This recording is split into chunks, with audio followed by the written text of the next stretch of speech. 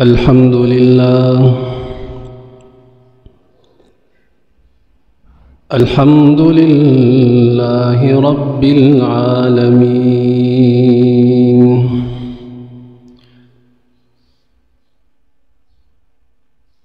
والصلاة والسلام على من كان نبيا وآدم بين الماء والطين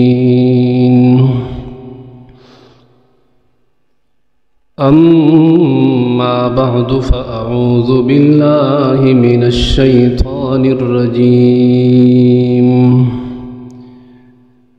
بسم الله الرحمن الرحيم وما من دابة في الأرض إلا على الله رزقها ويعلم مستقرها وكل في كتاب مبين وقال تبارك وتعالى في مقام آخر إن الله هو الرزاق ذو القوة المتين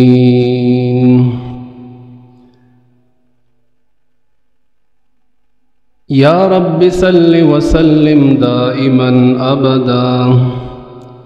على حبيبك خير الخلق كلهم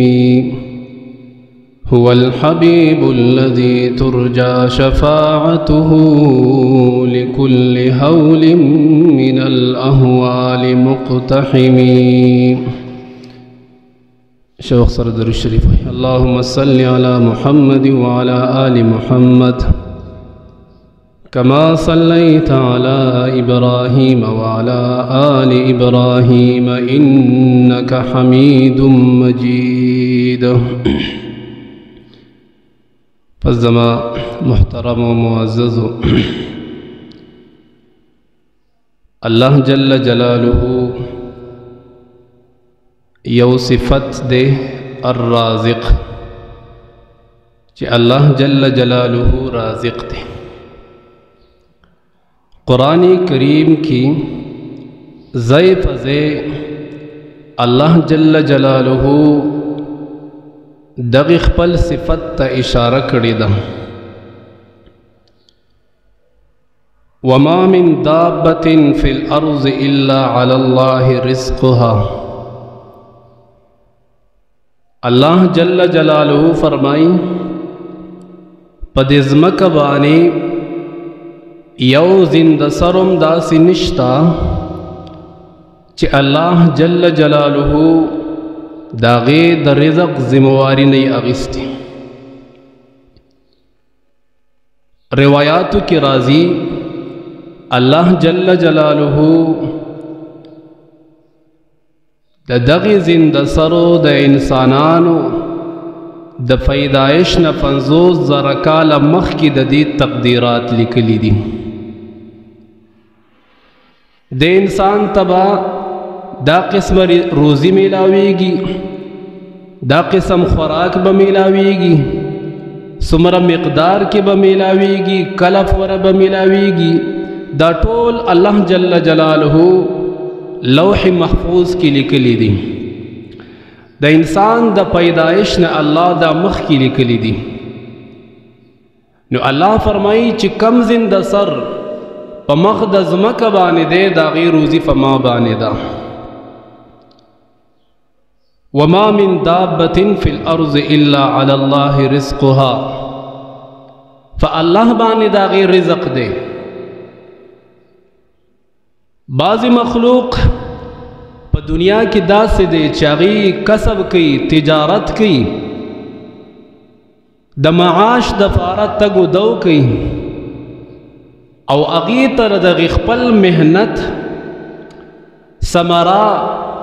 دا دغی رزق پا شکل کی ملاویگی.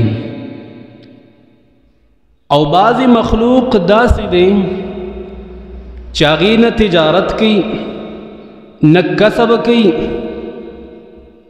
او د دین ورته بغیر الله جل جلاله رزق ورکي. ان الله هو الرزاق ذو القوة المتين. الله رزاق دے. الله فرمائی ز رزاق یما، ہر چاہتا روزی ورکاما. بیا پا انسانانو کی قسم قسم خلق دے. بعضی دا اللہ دوستان دی، دا اللہ مقربین دی، اللہ تا دیر نزدی دی، اغیلم اللہ روزی ورکی. او بعضی اغا خلق دے دنیا کی اسیگی چی دا اللہ دشمنان دی، کافران دی، فا اللہ بانی ایمان نشت دے، دا اللہ پیغمبر نہ تسلیمی، دا غیبہ وجود ورطا اللہ جل جلالہ روزی ورکی، اللہ ورطا رزق ورکی. ذکر اللہ رازق تے. دی آیات کریمہ وما من دابت لان دے امام قرطبی رحمہ اللہ یو واقعہ نقل کردے دا. مدینہ منورے توی سکسان راغلل، اشعریین قبیلے والا. دی لگ وقت تیر کو مدینہ منورہ کی دی بانی الوگرالا. دی سر چکم توشوا کم خوراکو د طعام کم سامانو اغا ختم شو، راشن ور سر ختم شو. بیا الوگوا یو کس رسول اللہ صلی اللہ علیہ وسلم تولے گو چورشاو نبی کریم صلی اللہ علیہ وسلم توایا چی منگ سر چکم خوراکو کم راشن واغ ختم شو مدینہ منورہ کی، او منگ دفارس بندوبست پکار دے. چکل اغا کس راغی دا رسول اللہ صلی اللہ علیہ وسلم دروازے مخیتا دنن دا کور نئی دا رسول اللہ صلی اللہ علیہ وسلم آواز واوریدو چکور کی دنن رسول اللہ صلی اللہ علیہ وسلم دا دی آیاتی کریمہ تلاوت کی. وما من دابت فی الارض الا علی اللہ رزقها. چکل اغی کس دا دروازین بہر دا نبی علیہ السلام دا تلاوت دا دی آیاتی کریمہ واوریدو نو اغا ذہن کرالا چی بس اللہ جل جلالہ انتظام کھڑے دے. ذکر رسول اللہ فرمائی وما من دابت فی الارض الا علی اللہ رزقها. چی پزمک بانی داسی یو زند سر گرزے دو آلا نشتا چی اللہ دا غی دا رزق انتظام نہیں کرے، اللہ بولا ورکی. نو بس دا رزق انتظام اللہ کھڑے دے. نو رسول اللہ صلی اللہ علیہ وسلم تے آواز ونکو، درخواست ونکو، واپس لاڑو او خپلی قبیلی توائی چی بس منگ دفار اللہ جل جلالہ انتظام کردے دے. او ما دا رسول اللہ صلی اللہ علیہ وسلم نا پخپل بانے واوریدل. قبیلے والا ذہن کی راغلا چی شاید رسول اللہ منگ دفار انتظام کردے او منگ دفار دا خوراک انتظام دا مخی نشوی او دا منگ لبدل تکی سوک راوڑی. او دا غی ذہن کی دعوت چی دا کس چی کم منگ لے گلے او دا رسول اللہ صلی اللہ علیہ وسلم دربار تا نو دے با دا رسول اللہ سر ملاقات کرے برائے راس او اغتا با زمان خبر او شکایت مخیتا کرے او رسول اللہ صلی اللہ علیہ وسلم با انتظام کرے. دی کی لگ وقت تیر شو دا قبیلہ پخپل زیبانی ناس سر چکم زیبانی دا دی پڑاو یو دو کسان را روان دی لاس کے ورسر یو لویا کاسا دا پاغی کی دا غوخی سالن دے ورسر نور خوراک دے اغیر آوڑو دی تے کی خودو او دی طولی قبیلے والا چی سمر علت کی مدینہ منورہ کی موجودو دی تینا خوراک کو دی مارا شو او چکم تینا باقی فادی شو. نو اغی زان سرکو واپس راغل رسول اللہ صلی اللہ علیہ وسلم تا او نبی علیہ السلام تا فرمائے لساسو دیر شکریہ چی تاسو منگ تا دا خوراک انتظامو کو منگ تا مراولے گو او دا باقی فادی شو دام دل تراوڑو. نبی علیہ السلام فرمائے وی ناوی ما خو تاسو دا پارا دا خوراک انتظام ندے کھڑے، نما تاسو دا خوراک در لے گلے دے، نما چرتا یو صحابی تو ویلی دی جی تاسو دی قبیلی والا دا پارا دا خوراک انتظامو کئی. واقعی ورطا طول واقعہ بیان کرا چی دا اللہ رسولا چکل منگ دلتا مدینی منوری تراغلو منگ سر چی دا خوراک کم سامانو اگا ختم شو نو منگ یو کس مشوری سر اگا کس تاسو دربار تراولے گو چورشو رسول اللہ صلی اللہ علیہ وسلم تا زمنگ درخواستو کا نو چې کله هغه کس راغی او تاسو ته درخواست وکړو نو تاسو پکور کې دننه نه د قرآن کریم تلاوت کوو هغه لا دننه نو راغلی هغه کس واپس راغی ټوله واقع ورته بیان کړه نبی کریم صلی الله علیه وسلم فرمایل ودا هغه رزق دی چې کوم د اسمان نه تاسو لراغلی دی دلته کې ودا ما نه دی رالیږلی دا زما د کوره نه دی راغلی ودا د الله د کوره راغلی دی ودا رزق تاسو له الله رالیږلی دی ودا د اسمان نه راغلی دی نو وما من دابة فی الارض الا علی الله رزقها په الله باندې دا ان الله هو الرزاق ذو القوة المتین دنیا کې انسانان شپه ورځ د رزق د پاره لګیا دي شپه ورځ د دغې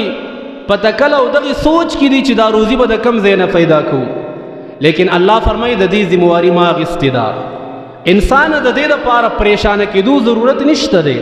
چې انسان د خپل معاش او د خوراک سکاک د پاره پریشان شي نه الله تعالی د پاره ذمواري اخیستې ده او الله به درکې الله زناور ول ورکې الله هغه چاله ورکی چې د الله دشمنان دي الله هغه چاله روزي ورکی چې د رسول الله دشمنان دي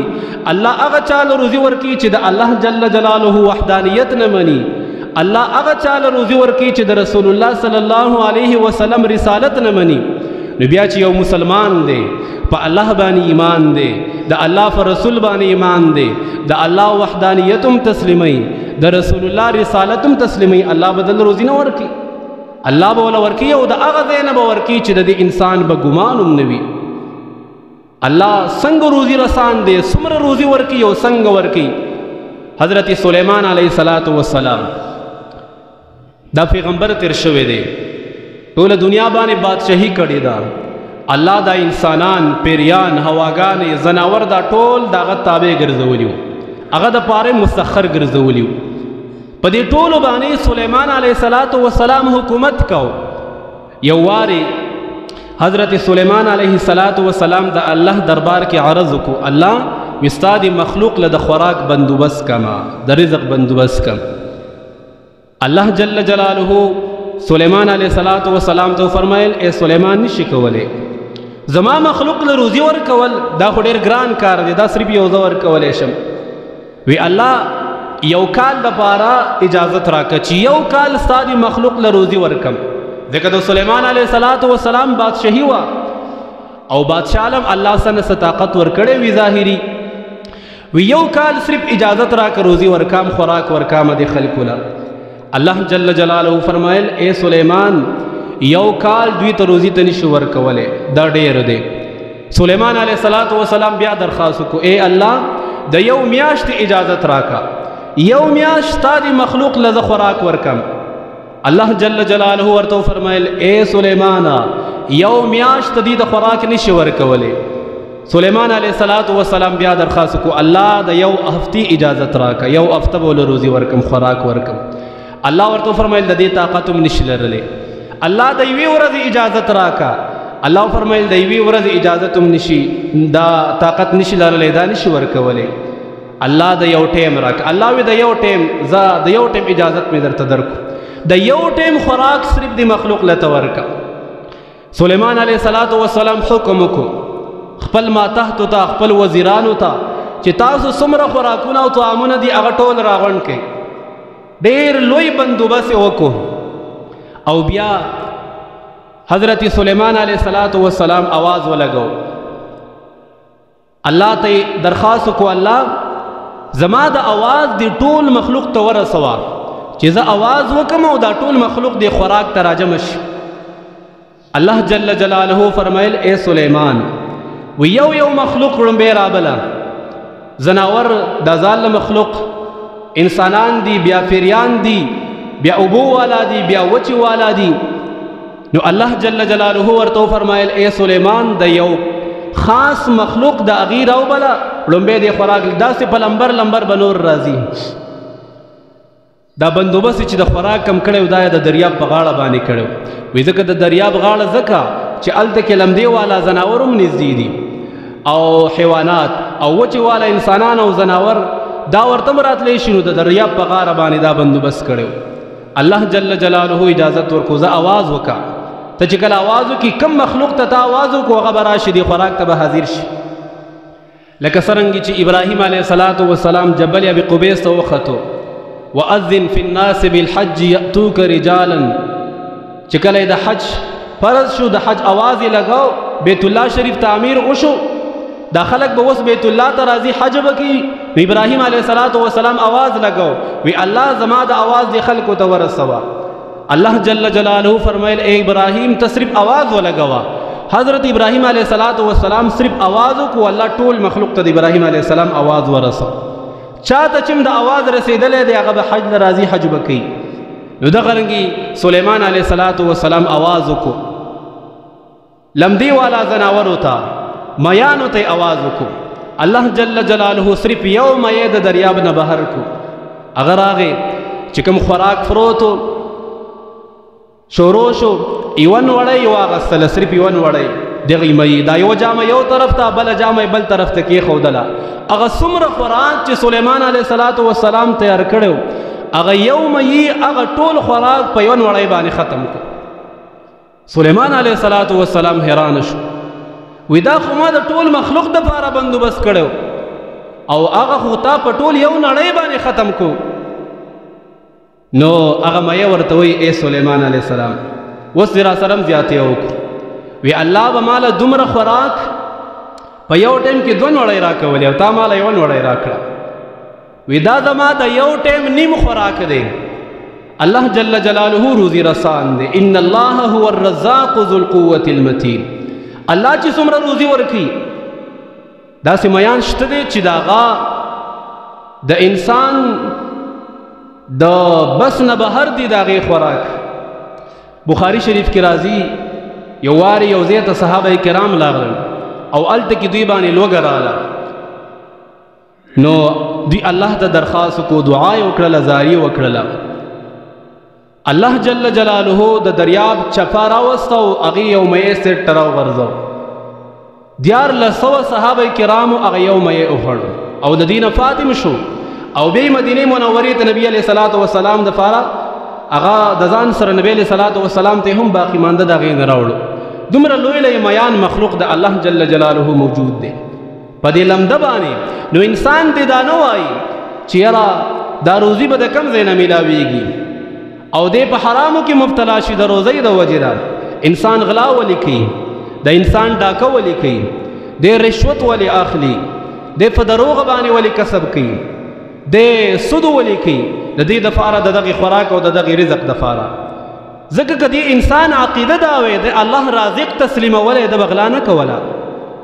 که دې انسان الله رازق تسلیمولی د به سود نه کو که دې انسان الله جل جلاله رازق تسلیمولی چې الله زما رازق دی الله به روزي راکوي حقیقي معنو کې نو د انسان به چېرته ډاکه نه کوه یو لوی شیخ تیر شوی دی شیخ بردي رحمه الله د یو عظیم د الله جل جلاله ولی چاته نه تپوس کو وی الله جل جلاله تا ته دا ولایت څنګه درکړې دی نو دی ورته وایي وی ما بغلا کوله زمونږ یو خپل ډله وه یو خپل جماعت مونږ د شپې ډاکې کولې یو وارې مونږ په یو ډاکه کې ووتلو غلا دپاره یو ځای ته لاړو کنډرات به م لوټل خلک به م لوټل لارې به م لوټلې په لارو کې به ولاړو نو یو وارې وي مونږ یو ځای ته لاړو هلته کې یو کنډر سره مونږ ولاړو نو مونږ ګورو یوه د کجورې یوه ونه ده او دا ونه وچه ده او دې کې د پاسه یو کارغه ناست دی په دغې کجوره باندې بل طرف ته یو بله کجوره ده او په هغې کې دانې دي وی دا کارغه راشي هغه کومه کجورې کې چې هغه دانې دي نو هغه یې کجورې ته راشي او د هغې نه یوه دانه واخلي او په هغې کجوره باندې زور کړي د هغې نه هغه اډوکې ورته وشي او بیا دې هغه کجوره راوړي چې کومه ونه وچه ده او هغې د پاسه دی ناست دی نو په هغې کې دننه نه یو خاښ دی او هغه د دننې نه ډک دی کولاو دی نو دی هغه کجوره هغې ډډ ته دننه ورتاوه کړي وی بیا داسې لږ ټیم وشي بیا هغه کارغه لاړ شي داسې کجوره د هغې ونې نه راوشو کړي او بیا راشي په هغې باندې زور وکړي د هغې نه اډوکې ورتاو شي او هغه کجوره راوړي او هغه ډډ ته ورتاوه کړي موږ حیران وو چې موږ کتل چې داسې حساب کتاب دی دا کارغه خو دا کجوره ښکته ورتاوه کړي راځئ ګورو چې دا څه حساب دی وی موږ چې کله هغه ونه وکتله بره وختو په هغې ونې ډډ کې لاندې نه داسې ځای خالي دی او دنه پکې یو لوی اجدها یو لوی مار پروت دی او دا کارغه چې کله هغه کجوره راوړي او د هغې نه اډوکې ورتاو کی هغه ځای ته ډډ ته یې ورتاوه کی نو هغه کجوره د هغې مار او د هغې اجدها خولې ته لاړه شي او هغه یې وخوري او هغه مار او هغه اجدها په سترګو باندې ړوند دی موږ وکتل چې دا موږ غلا کوو ډاکې کوو د خلکو جیبونه وو او خلک لوټو او الله جل جلاله چې چاله روزي ورکوي په کومه طریقه باندې ورکوي ګوره دا مار د دې کارغه دشمن دی که دا کارغه په خپله باندې دننه د مار ته راشي نو دا مار دا کارغه م خوري دیم نه پرېږدي لیکن الله جل جلاله وعده کړې ده وما من دابة فی الارض الا الله رزقها چې الله کوم ځای کې زنده سر دی هغه ځای ته به روزي رسامه هغه به وله ورکومه وی موږ هغه ځای کې توبه وباسله چې الله تر دشمن په ذریعه باندې هم چاته روزي ورکولی شي هغه ته خوراک ورکولی شي بیا موږ د غلا ولیکو بیا دا ډاکې ولیکو د هغې نه پسې هغلته کې توبه وباسله او الله جل جلاله د هغه نه بیا د زمانې یو لوی ولی جوړ کړو یو لوی بزرګ شخصیت د هغه نه جوړ شو الله جل جلاله روزي انسان ته څنګه ورکوي په کومه طریقه باندې ورکوي یو کس یو وارې د قرآن کریم د آیتونه یې مطالعه کړلو او دا یې واورېدل چې الله انسان ته روزي ورکوي هغې پورې الله د انسان ته مرګ نه راولي تر څو پورې چې الله د انسان ته روزي نه یې ورکړې او د ده رزق ختم شوی نه وي او دا انسان که کسب کوي او که نه کوي د ده روزي چې کومه مقرر ده الله جل جلاله بدله ورکوي نو دی دا ځان سره قص او عزم وکړو چې الله دا روزي ماله څنګه راکړي نن نه پس به وي زه ټک کار نه کم تجارت به نه کم هېڅ به م نه کم او الله جل جلاله وعده کړې ده الله مال روزي څنګه راکړي بطور امتحان دا زړه کې راغللو او دی لاړو یو جونګړی کې کېناستو او ځان سره خوراک مراک مو ونړو هلته کې لږ ټیم پې تېر شو خوراک ورته میلاو نه شو وږی شو دویمه ورځ پې راله بیا هم خوراک میلاو نه شو وږی دی نو ذکر ال چې الله خو وعده کړی ده چې زه به روزي انسان ته ورکوم دغه روزي به ما ته څنګه میلاویږي خو ګورې کسب او معاش او تجارت کول د اسباب دي د دې مطلب دا نه دی چې الله وعده کړی ده بس کور کې کېنه مزدوري مه کوه تجارت مه کوه نه دام کوه دا اسباب دي بغیر د اسبابو نه یو انسان د رزق هغه تلاش کړي نو دام ناممکنه د ظاهري لحاظ سره نه ته به اسباب اختیاروې د اسبابو ماتحت به الله جل جلاله تا ته روزي درکوي اوس انسان که ووایي زه اسباب اختیاروم تجارت کومه نو بیا خو دا خو زما کمال شو ځکه دا تګ و دو خو ما وکړو دا محنت خو ما وکړو نو دا خو زما په محنت باندې ما ته روزي میلاو شوه نه کله کله داسې وشي انسان فصل وکري دانې وکري او دا فصل لوی هم شي الله په هغې باندې قات راولي الله جل جلاله په هغې باندې طوفان راولي الله پې ګلی راولي هغه ټول فصل ختم شي د محنت کړی دی د پیسې لګولي دي او سره د دې نه ورته هېڅ شی میلاو نه شو او کله کله وشي الله ورته ډېره ورکي نو دا د انسان یوازې تګ و دو نه د الله جل جلاله باندې توکل هم دی د هر څه الله کی نو دی چې کله هغه جونګړه کې ناست یو څو ورځې تېرې شو د خوراک میلاو نه شو او دی ډېر زیات وږی شوی هم دی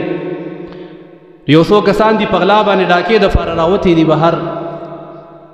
په هغې باندې طوفان راغی باران پرې راغی نو هغې چې کله وکتل چې اوس به کوم ځای ته ځو موږ سره خو د خپله ټیکاون دلته کې څه خیمه هم نشته دی نو دوی راغلل هغه جونګړی وکتل او هغې جونګړې ته راغلل چې ګوري پرې جونګړه کې دننه یو کس ناست دی د دې سره خپل خوراک ځان سره یې راغستی و چې کله هغه جونګړې ته لاړ وی راشو دلته کې به دا خوراک وخورو دا کوم څه چې ځان سره م راغستي دي او بیا به وځو خپل کار به کوو نو چې دننه لاړل هلته کې دغه یو انسان وکتو چې دی هم ناست دی وی ځه دلته کې دا کس ناست دی شاید د ده به م یخ شوی او طوفان دی او باران دی وی دی به را سره م خوري نو هغه ته دوی اواز کې هغه خبرې نه کړي هغه د لوږې د لاسه خراب شوی دی څو ورځې شوي دي دوی ورته وایي وایي موږ سره دا روټۍ وخوره هغه خوراک نه کوي دوی وایي چې دې سړي له څه چل شوی دی چې دا خوراک نه کوي نو مشوره یې وکړه وي شاید چې دله به یخ شوی ځکه د خو به ډېرې ورځې شوي دي جونګړه کې راځئ ده ته اور بل کړي نو اور یې ورته بل کړو چې کله یې ورته اور بل کړو نو دی ګرم شو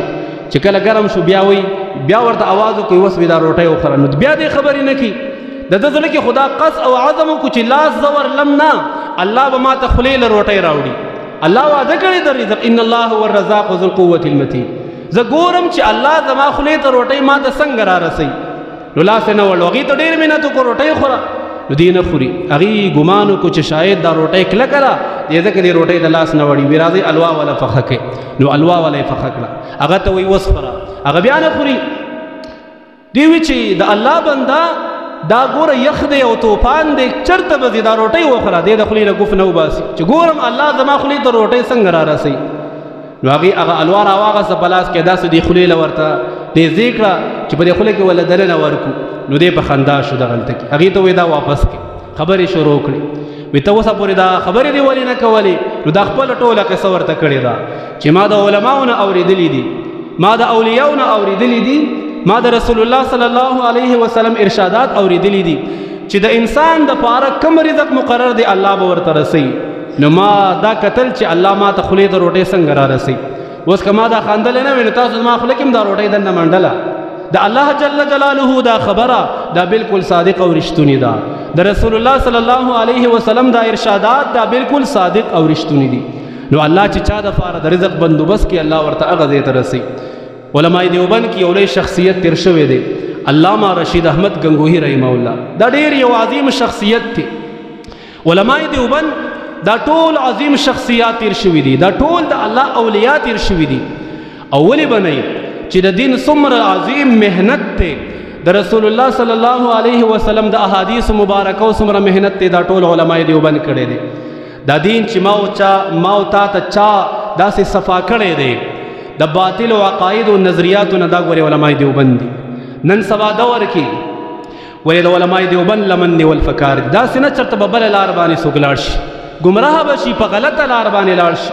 هغه دور نه د رسول الله صلی الله علیه وسلم د دور نه دا دین را روان دی تکمیل د دین د نبی صلی الله علیه وسلم دور کې شوی دی په لسمه هجری کې وشو بیا تدوین د دین چې وشو د امام ابو حنیفه رحمه الله دور کې وشو د دین لاغه تدوین د دین مدون کو دی له ترتیب ورکو د کتابونو په شکل کې دا ولیکل شو د نبی صلی الله علیه وسلم د احادیث شروحات شو د فقه په شکل کې بیا دا غي نورستو فتنې رااله ډیر خلک داسې موجود شو ډیر فرقې په دې امت کې راغلي واغي دا غختل چې د امت دا صحیح عقاید د رسول الله صلی الله علیه وسلم د زندګۍ دا صحیح نمونه دا من خراب کو دا ګډ وډ کو نو الله جل جلاله علماء دیوبند پیدا کړل چې هغه صحیح عقاید یو طرف تکړل او دا غلطی بل طرف تکړل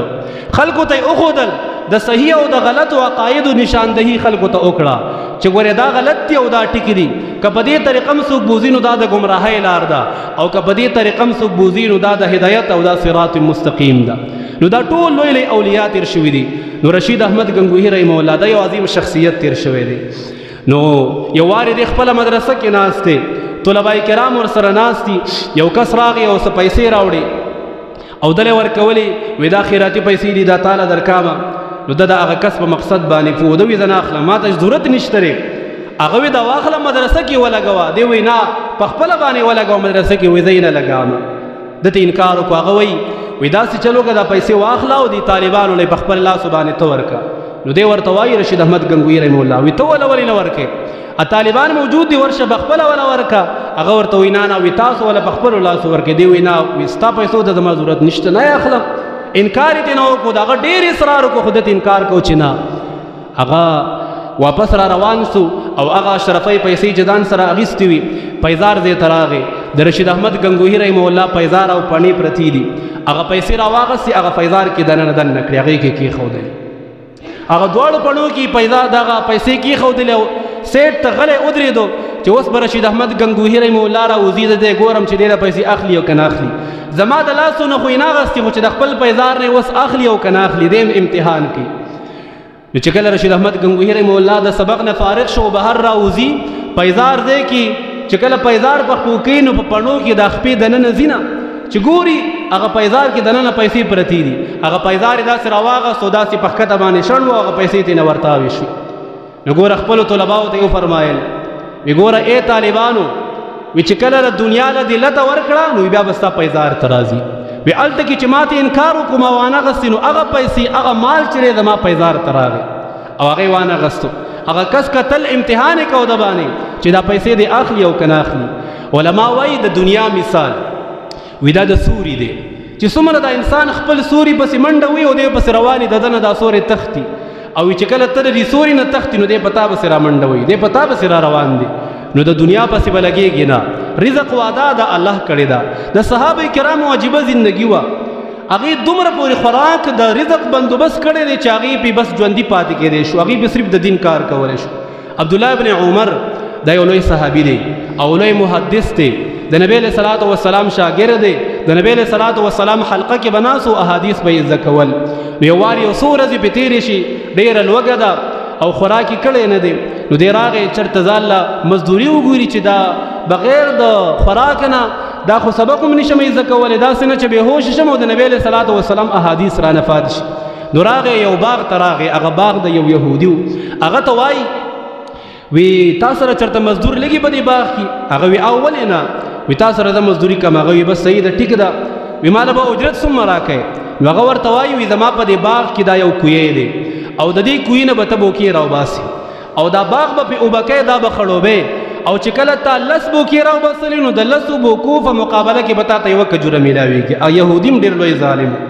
دی ورته وي بس ټیک ده نو دی شروع شو هغه به لوی لوی بوکې وي نو چې کله به یو بوکه راوباسله نو لابړ هغه به یو کجوره ورکړه هغه یو کجوره به یې ډایرکټ وخوړه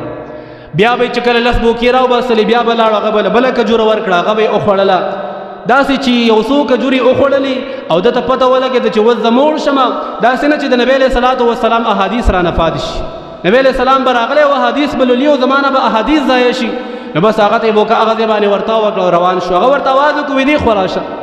هغه ته وایي ته څوک یې دی ورته وایي وی زه د نبی علیہ الصلوۃ والسلام صحابي یم زه د نبی علیہ الصلوۃ والسلام شاګرد یم وی ښه وی تا ما سره مزدوري وکړه او دومره اسانه مزدوري ما خو تا د ډېر ګران کار مخې ته ایښودی و چې 10 بوکو باندې یوه کجوره او تا هغې ته هم تیار شي دی وی زما کار د دې سره نه و زما کار د دې سره و چې کله به زه موړ شمه او زه به د نبی علیہ الصلوۃ والسلام احادیث زده کړم ما باندې ډېره زیاته لوږه راغلې وه نو چونکې دومره پورې ما کار کوو چې صرف زما دا لوږه ختمه شي او زه د نبی علیہ الصلوۃ والسلام مجلس کې کینم احادیث زده کړم بس دغه زما ضرورت او نور زما ته نور څه حاجت هم نشته دی هغه ورته وایي وی تا یو بل کار وکړو وی که د مزدور کار داره چې کله د ټول کار پوره کې مزدوري کې باخره کې د خپل مزدوري اخلي او چې کله به تا 10 بوکې راوباسلې نو بس لا بړ یوه کجوره به دې واغستل هغه به دې وخوړله نو په میز کې په دا ټوله مزدوري ته اجرت ته خپل پوره کړو نو هغه ورته وایي وی زما مقصد هم بس دغه چې څومره پورې ما کار کوو ما ته د اجرت او د هغې عوض چې کومې کجورې دي هغه میلاویږي دا زه وخورم چې زما د خېټې کار پوره شي یعنی زه موړ شم او زه د نبی علیہ الصلوۃ والسلام احادیث زده کړم دا د صحابه کرامو شان دوی به هغې پورې د نبی علیہ الصلوۃ والسلام مجلس نه پرېښودو تر څو پورې چې دوی باندې به داسې لوږه نه ورغلې چې دوی بیا ټینګېدی نه شو حضرت ابو هریره فرمایي که نه وی کله کله به د رسول الله صلی الله علیه وسلم مجلس کې د احادیثو تناسبه احادیث به مې زده کول وی داسې وخت به راغی چې زه به پرېوتم بېهوشه به شومه وی چا به ویل د باندې دا مرض دی چا به وی د باندې میرګي راغلي چا به وی د باندې فریان دي وی ما باندې به یو مرض هم نه به ما باندې فریان و نه به میرګي و لیکن ما باندې به دومره لوږه راغلې وه چې د هغې لوږې د لاسه به زه بېهوشه شوم په ځمکه باندې به پرېوتم او دا حضرت ابو هریره فرمایي وی یو وارې را باندې داسې لوږه راله کتل مې چې څوک به وی را بشي او زما د خوراک بندوبست به وکړي دروازه کې ودرېدم یو کس راځي زه ته د احادیثو تپوس کوم چې شاید دته زما د لوږې فتح ولګي پلانکې ته زما د لوږې فتح ولګي داسې حالات د صحابه کرامو تېر شوي دي نو دنیا کې چې انسان پیدا دی د دنیا طلب د دنیا کسب و معاش دا به صرف دی د ضرورت تر حده پورې کړي دا به خپل مقصد نه ګڼي دنیا پسې به لګي نه علما وایي وی د دې دنیا مثال داسې دی لکه کشتۍ چې په دریاب کې او په اوبو کې روانه ده نو وی کې دې کشتۍ کې یو سوری م وشو دا اوبو دې کشتۍ ته دننه لاړې نو دا کشتۍ غرق کېږي او چې کله پورې دا کشتۍ داسې سالمه روانه ده دې کې سوري نشته دی دا اوبه ورته دننه نه ځي دا سالمه روانه ده دا خلک به محفوظ دي دا به غرق کېږي نه وی دقه رنګې دا انسان د مثال د دې کشتۍ دی په دنیا کې چې دی اوسېږي که د دنیا محبت دا انسان دا زړه سوری شو ورته دننه لاړو نو دا انسان غرق دی او تباه دی او کنا دا انسان په دې دنیا کې ګرځي را ګرځي خپل ضرورت پوره کوي خو د دنیا محبت زړه ته دننه نه کوزوي زړه کې سوری نه کېږي د دنیا د محبت دپاره نو دا انسان کامیاب دی دی به خپل سفر هم وکړي دی به د الله سره ملاقات هم وکړي او کامیاب به هم شي نو الله جل جلاله دې وکړي چې ما او تا ضرورت د ضرورت تر حده پورې استعمال کړو او مقصد چې زموږ دین دی هغې له توجه ورکړو الله دې عمل کولو توفیق